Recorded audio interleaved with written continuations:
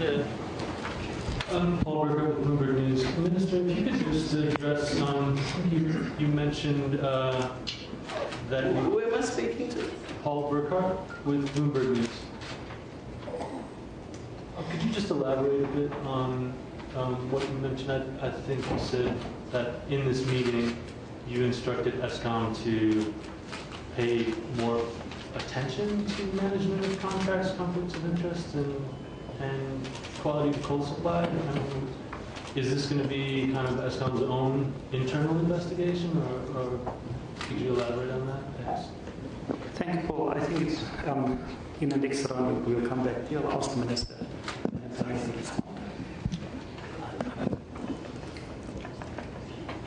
The Cliff Decker report is still with I've had it a week now, but the board will have to tell me what they intend to do. It's an investigation by the board, and the board has to write to me to tell me what actions they are taking. So it's and the board will make a decision as to whether or not it will be open. In fact, whether or not it will be released. And I'll give them an opportunity to do so now. The settlement between Eskom and Tegeta, you're asking me the direct question. I'm afraid I don't run Eskom. I'm the shareholder representative in Eskom, and I will have to ask one of the executive directors responsible for this to answer the question. So I'll do that. Just show me who's responsible. Chair, I'll ask the CFO to respond. Approval of the SI, what's different about the SIU investigation? Well, I think the difference is that there have been something like 7 or 8 investigations since 2007 when the first load shedding started. And so it's meant to bring all 7 or 8 of them together, show some trends. Hopefully it will show what the trends are, but also look at which areas have not been responded to by either the executives or the board or the shareholder. So that would be on the one hand. On the other hand, I want, and I might as well answer the second question as well, the last question as well, around contract management.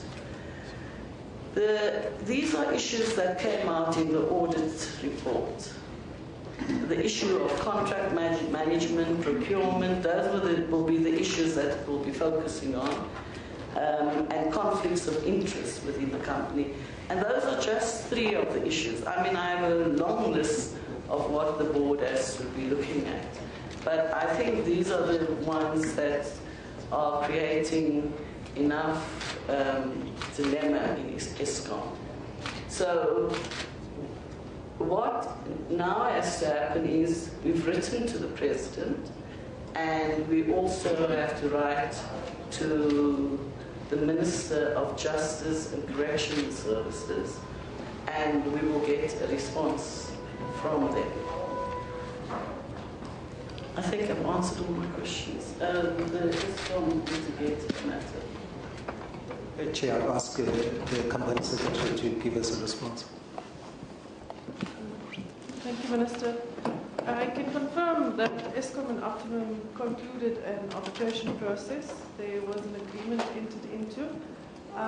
It is not within Eskom's purview to disclose the details of the settlement, as the parties entered into a confidentiality agreement in terms of the rules of arbitration. Just speak a bit louder. As it is not within the purview of Eskom to disclose the details of the arbitration agreement, as there was a confidentiality clause between the parties as per the rules of arbitration. Okay, thank you. Can I have a second round to start at the year? Yeah. And an important thing of the questions, it's one question. at a time and not 5 or 10 questions. Thank you. Thank you, Minister. My name is Gia Nicolaides from Eyewitness News. First of all, I just wanted to find out why it took you so long to decide on Mr. Dladla as the new acting CEO. During your press briefing at the end of May, you said that you would appoint someone within 48 hours.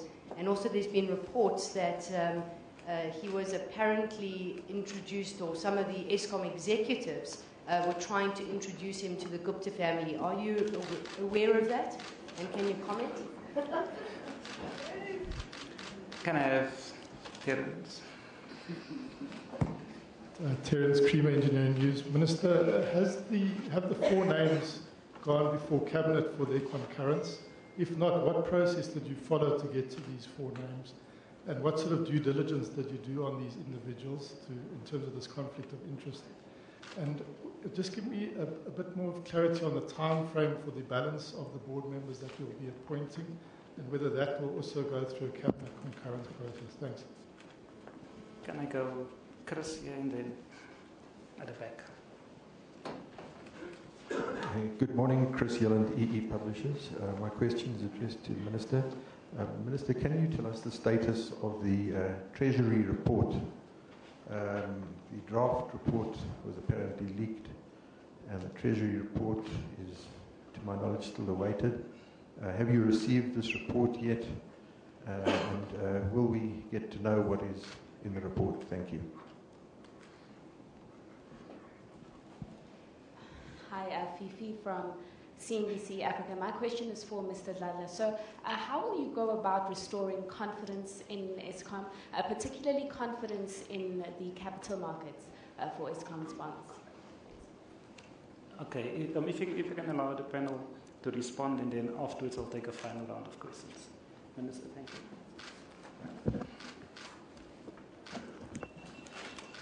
It was quite a complex process to appoint someone.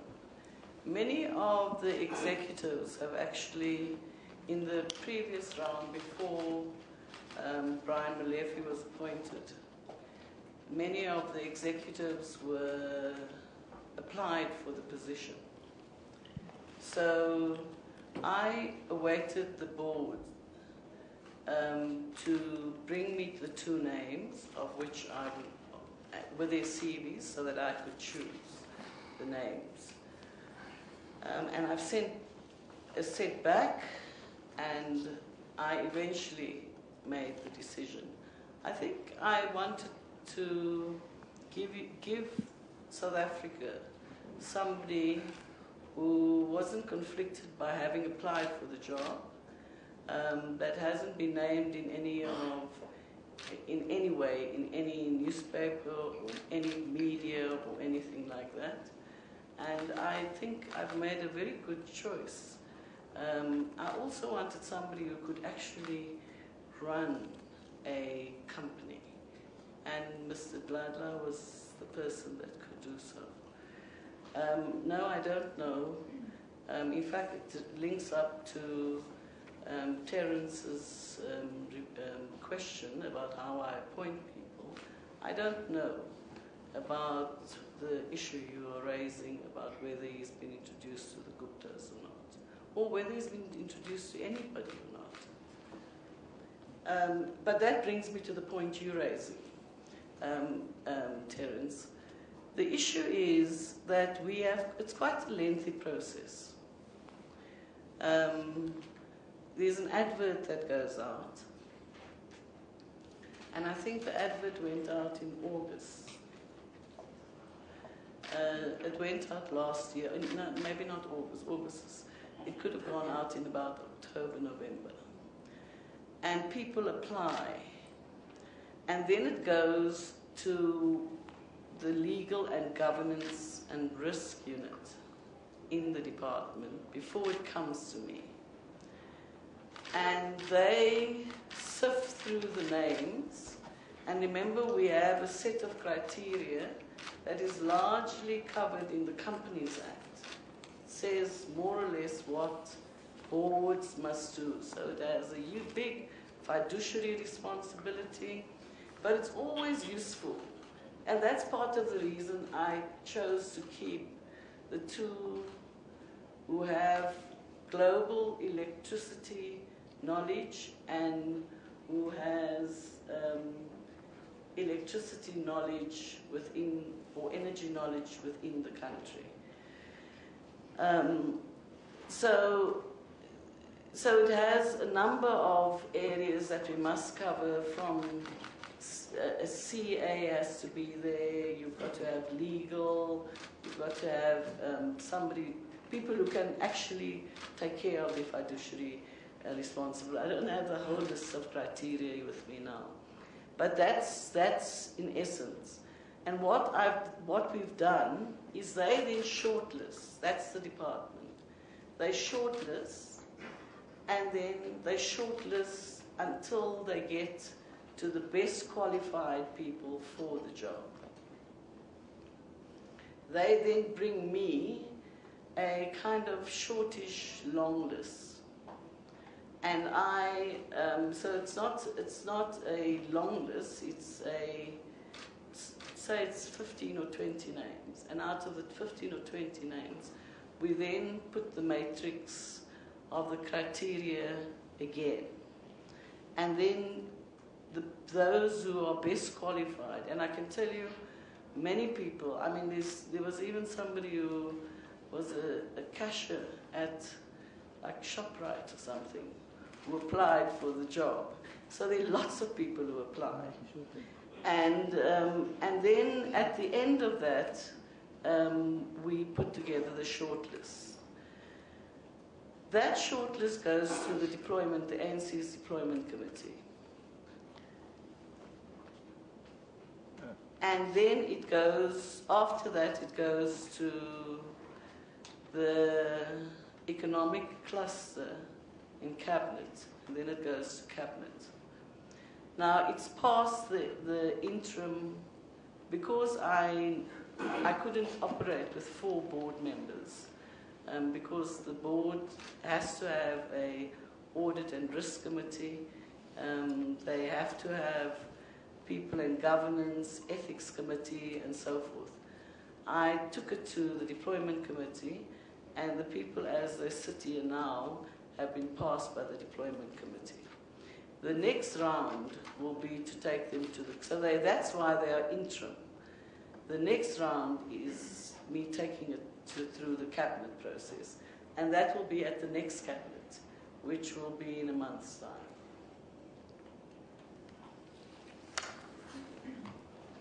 All the questions covered. Final round. Can I get Siku, Mati, Ewan?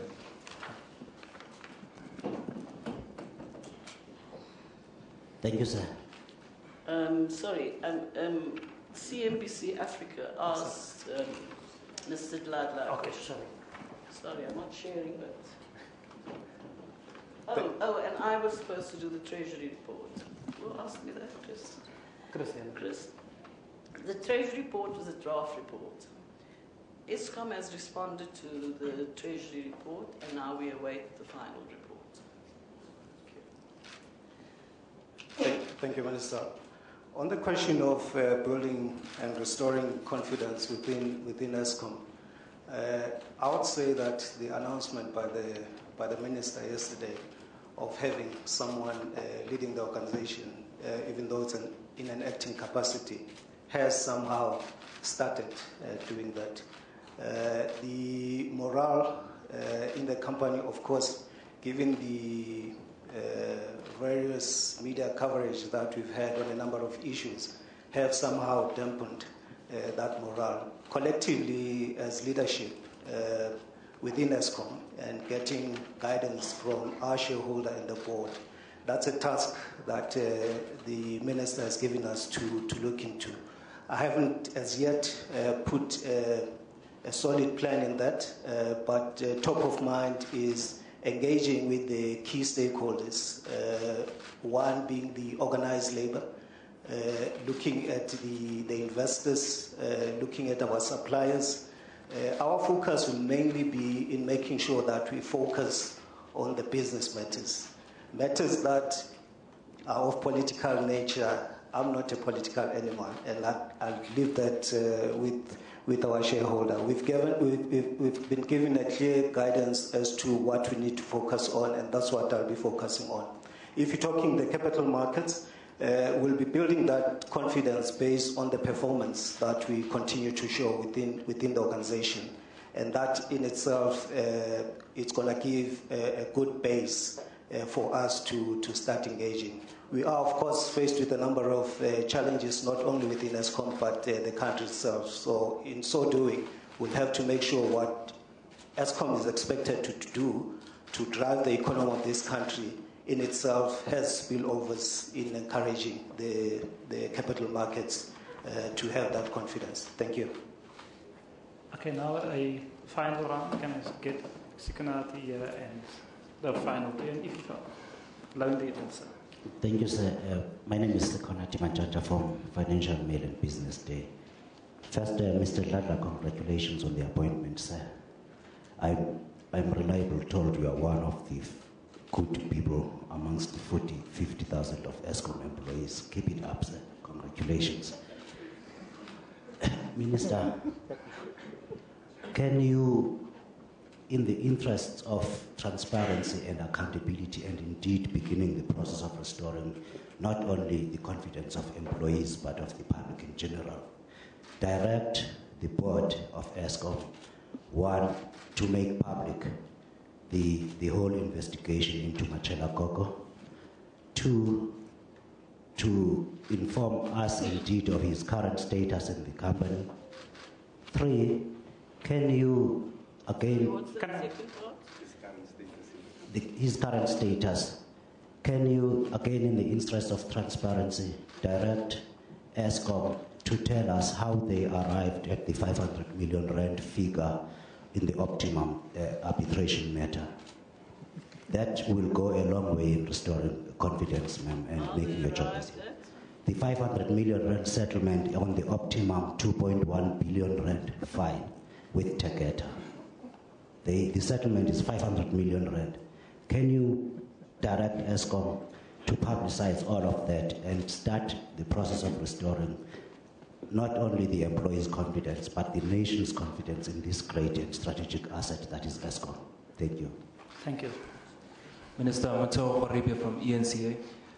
Given the importance and stability and continuity at Eskom, when do you expect Mr. Khoza and Mr. Lala to be permanent at Eskom, if they are going to be? And if you could just give us a brief profile of the 4 new interim members in the board. Okay, Chris. Chris Yelland, EE Publishers again.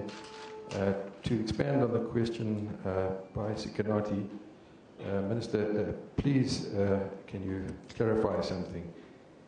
ANS reported a day or two ago that Mr. Koko had been cleared of all wrongdoing. How does ANN get such information? Do they have a connection with the Guptas to get this advanced information? And are they correct in stating that Mr. Koko has been cleared of all wrongdoing through the Cliff Decker half-mayor report, which you said has not been released yet? Thank you. At the back there, quickly. Lemkhan Fuke again from AN7, just to add on to what my colleague asked over there. AN7 has also highlighted several attempts by mining companies such as Exaro to untwist and play hardball with Eskom. Can you speak louder? Okay, AN7 has highlighted several attempts by companies such as Exaro to untwist and play hardball with Eskom. For instance, selling coal at 1,132 rands as compared to the normal market price. Minister, I just want to know if Eskom has taken any kind of action against that, against the company. And also, the former chairperson of the board, Ben Gubani, made several allegations about Treasury's role and interference in Eskom's procurement processes. So I just want to know if you have a view, if you are aware of that, and just to get a reaction from you, Minister. Now it's a final 2, Lonely and Okay, hello, Ms. Lona here. I was hoping you could just quickly tell us who those board members were again, and if you have maybe just a bit of background on them. Doesn't have to be very extensive, just a little bit, thanks. Final question. Is it on?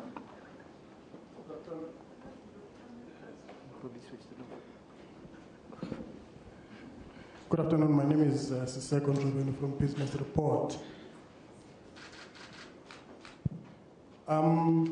Minister, can you tell us what were the reasons, or what reasons did the former chairperson of Eskom give you when you resigned? And is it true that there was a disagreement between the two of you on who should be the acting CEO of Eskom? Thank you. That concludes all the questions now. To do personal conversations. That concludes all our questions now. I'll allow the panel to respond. Thank you, Minister. I want to give you an update on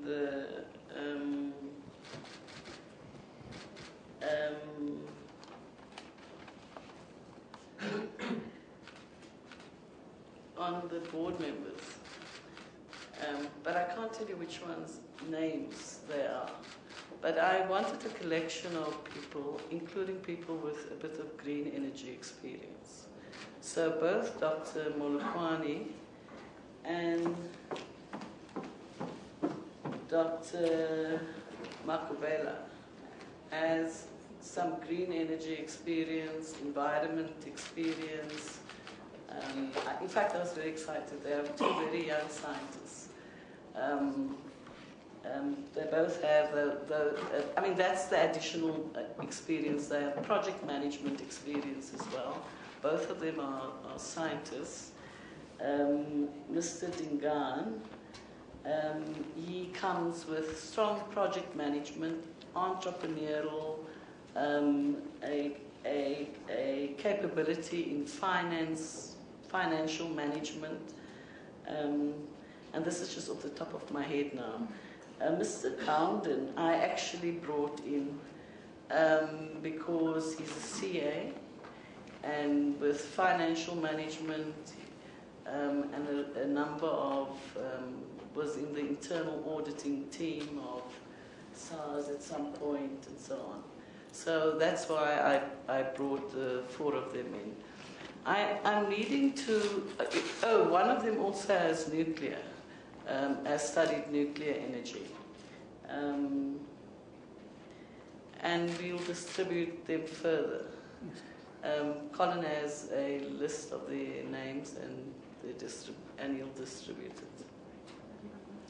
it. Something about Exaro. I think it's an operation. The issue of Exaro is an operational one.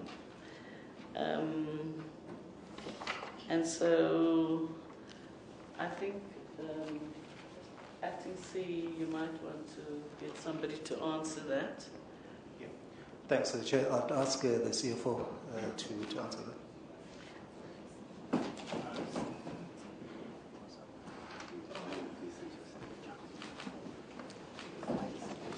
Can we have a mic for the CFO? Can we drag him to the front? Come on, perhaps it is CFO. It is okay. better if it come to the front. They also want to have you on. While you're doing that, let me answer while you settle. To make public business day question. To make public, I must tell the whole board to make public the Koko investigation. Look, I'll wait for the board to bring the report to me and bring me the suggestions that they have while I'm reading the report as well. I told you I've had the report for a week. It's a thickish report, so I couldn't get through it in a week. But let me go through the report. Let Mr. The acting CE tell me what action they will be taking. and then we will look at it. His current status is he's been asked to take leave, and he's taken leave while this investigation is taking place. And then how 500 million settlement came about, I'm sure the executives will answer those questions. Remember, I'm not operational, so I won't be able to tell you the detail of any contract or anything like that. The question then was that please ask them to tell us how they are. So they will do so. You know, this thing about an ANN7, it's probably a question I have for all media houses. Where do you get the information? True, Minister. The question I asked, is it correct? No, I don't. I can't use. I'm not at the end of But you've read it. No, I've not read it yet. I'm in the process of reading it. Look, I want to deal with this matter as speedily as we can. The board must write to me and tell me what they want to do, and I will respond to the board, and then we will respond into the public space. Because I think the matter is in the public interest, and I want to. I don't want to give you a half-baked story here now, but I will let you have it. Thank you very much. I think Minister is a bit upset he was scooped by a newspaper, and I want to find out is the correct, as it's normally the case. Thank you, Minister. The young man in front here has asked me about whether Mr. Dladla is a permanent employee of Eskom, but he's not. He's an acting CE. He has to go through a process. If he applies for the job, I think we're taking legal advice still, but my view is that the process that where we had an advert out for CE, and then in the middle of all of that, Mr. Molefe got appointed, that we're taking legal advice on it, but I believe that it should be null and void so that we re-advertise. But we can only do that re-advertisement when the labour matter is heard on the 29th and the 30th of June. And so, look, it's many things. The board also has to put together their people and governance committees so that they can write out an advert or get somebody to do the advert for them. So it's a number of things. So Mr. Dladla doesn't become permanent. Mr. Kok was actually also a permanent employee of Eskom.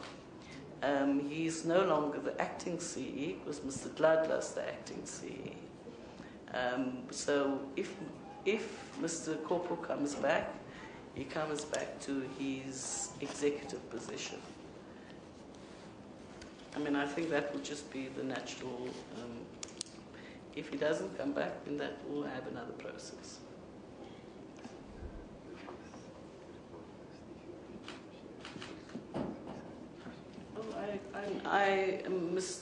Dr. Ngubane has just said that the reason he's resigning was for personal reasons. And did I have an argument with him? I don't know. You know, I come from the Cape. I sometimes sound like I'm having an argument with somebody. I mean, I'm just gentle and sweet. Can I just ask Eskom under one issue? Operational matter, I see CFL. Thank you, Colin. I think the question was around the Exaro contract for 1,132 rand a ton. Yes, indeed, we did get call from Exaro at 1,132 rand a ton at a point in time. That contract has come to an end in terms of the expiry date, so we're no more acquiring coal from Exaro under that contract. Thank you. That completes our media briefing. Any question? Sorry? Yes,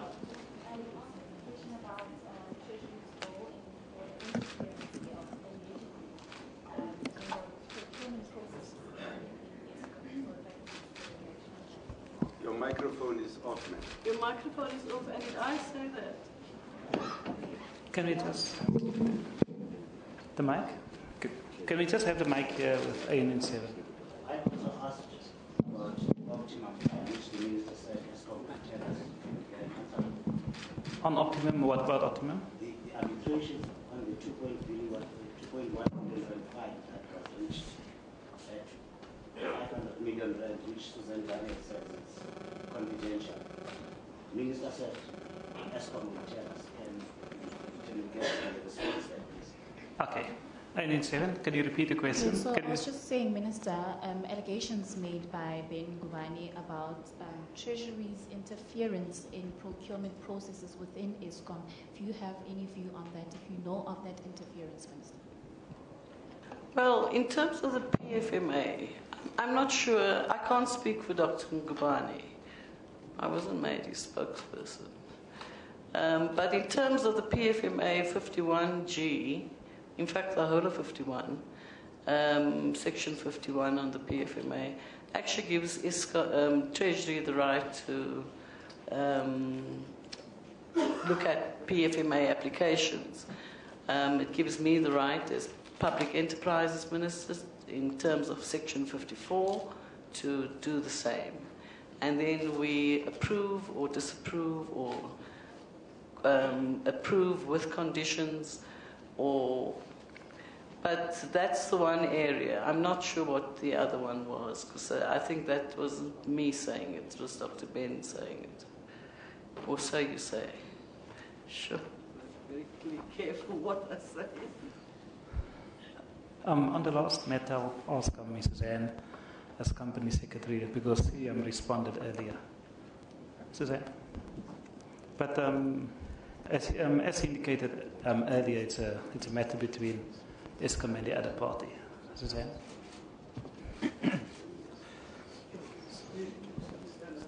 I have indicated that it is a confidential, it's governed by a confidentiality agreement. Suzanne, who determines the confidentiality? Is that the arbiter? It was contained in the contract, Minister. So when it was referred to arbitration, the rules of arbitration allow for it's a private arbitration. So those rules are governed by the arbitration body, and that is what Eskom and the party agreed to. So I can give an indication of the process that we followed in terms of assessing the evidence and assessing the witness statements and all of that. But the actual details would be governed by the rules of the confidentiality between the parties. Okay. Thank you, Minister. Thank you, members of the media. That concludes our briefing. Thank you. Why not? These are the public's assets.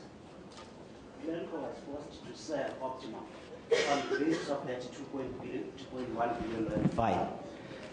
It is upon you, ma'am, with respect, to show leadership and take these companies' employees and the public into your confidence and direct Eskom to tell the nation how they managed to give Tegeta and Ogbe a 75% discount when they flatly refused to negotiate a 2.1 billion rand fine with Glencore. You have already said Eskom must tell us.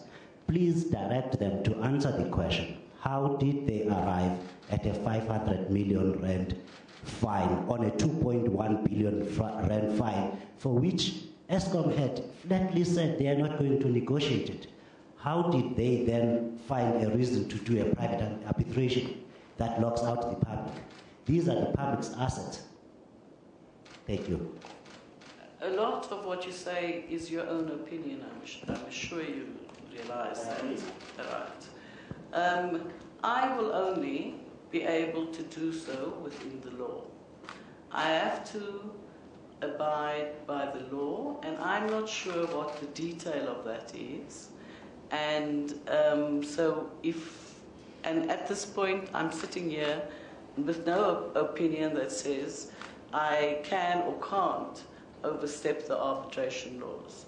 So if you give us some time to look at it, but I must tell you, I will not be acting outside of the law.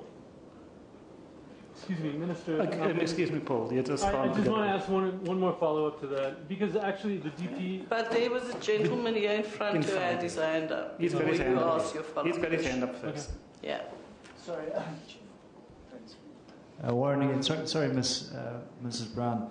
The position of Eskom with regard to that Tegeta settlement, I would think would be of major interest to you as the government shareholder, given Eskom's financial position. It was adamant, and we can quote the spokesperson, Kula, that Eskom was adamant it was going to enforce that contract, enforce that penalty. So it was 2.15 billion rand in around August 2015. I wasn't sure if it was adding interest, if there was an interest component to it, but at the very least I'd like to know why Eskom decided to reverse its very firm stance on instituting that penalty and back out of that and take the path of a private arbitration. And I would want to know, as from the public side, where you're the shareholder representative, or the shareholder, why that position was changed. Thank you. Okay. Paul. Okay. Yeah, just one last one, sorry. My understanding was that there's a DG at DPE that was interested in the details of the arbitration agreement. So could you confirm at least whether DPE and Eskom communicated over what the details of that arbitration agreement were?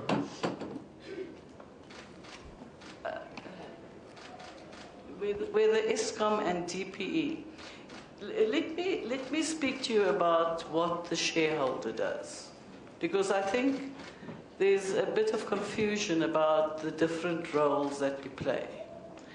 I represent government as the shareholder over Eskom. I appoint a board, and the board appoints the executives. The executives are operational in the company. So if there are arbitration laws, for example, or some laws that link to the operations of the company, the executives and the board will be able to respond to that. I don't respond to it because I'm not operational. In the same way that I don't sit on a tender committee. I never go to a board meeting. I call special meetings if I need to address the board. I speak to the chairperson in relation to the board because that's how it's outlined in the Companies Act of the country. So you know, when people say, there was an accusation that a media house made a couple of years ago when I first became the minister, and they said I changed the name of the company who was contracted. Now, I could never do that because that means I'm involved in a tendering process. So I'm not involved in the tendering process as the shareholder. I'm not involved, but what if there's something untoward, I will go and check.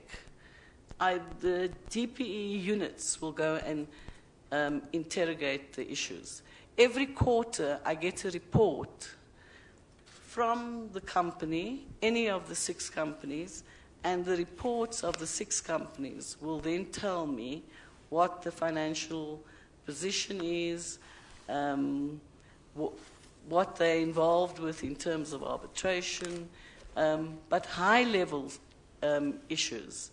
The issues that I focus on is the sustainability of the company. I focus on the governance issues, and a number of those. I don't focus on the operational detail. So if they are in the process of dealing with a matter like the Tegeta matter, and a part of that matter is governed by legislation that says the arbitration legislation won't allow this, the department will further interrogate them, and if they find that there's some untoward action in the procedure of what they've done, then that is brought to me. If they find that within the and it's to do with the procedure, not to do with the actual numbers.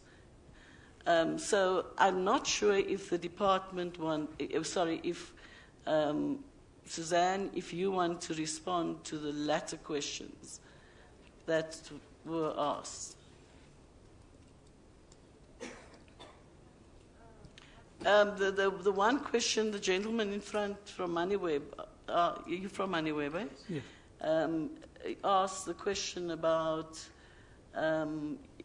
Eskom was adamant about not paying the 2.1 billion, and then they went into arbitration. What happened?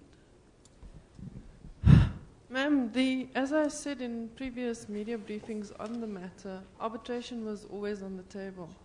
The issue of the summons for the 2.1 billion was, in fact, to stay prescription. But the matter was always going to be referred to arbitration in terms of the contract between Optimum and Eskom. And that is what occurred. The company went into business rescue, and the moment that it came out of business rescue, we then proceeded to follow the arbitration route. Minister.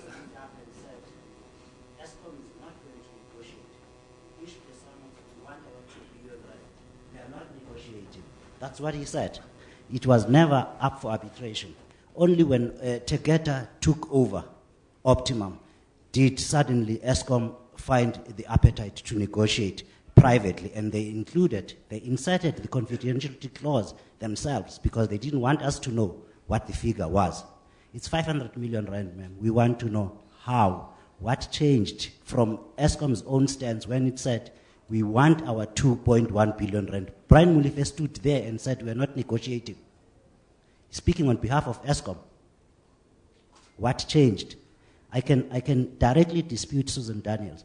There was no issue of arbitration. There was a demand for 2.1 billion rand to be paid. A summons was issued. Optimum was put on business rescue by Glencore. There was no confidentiality issue. There was Can I deal with it in this way? Can Eskom deal with Business Day and whoever else wants to ask the question? Because I don't have, I think Eskom should deal with it with you. Okay, Minister, it concludes. In the interest of time, you can talk afterwards offline, but in the interest of time, the Minister has got other commitments, and I say thank you to the media. Thank you.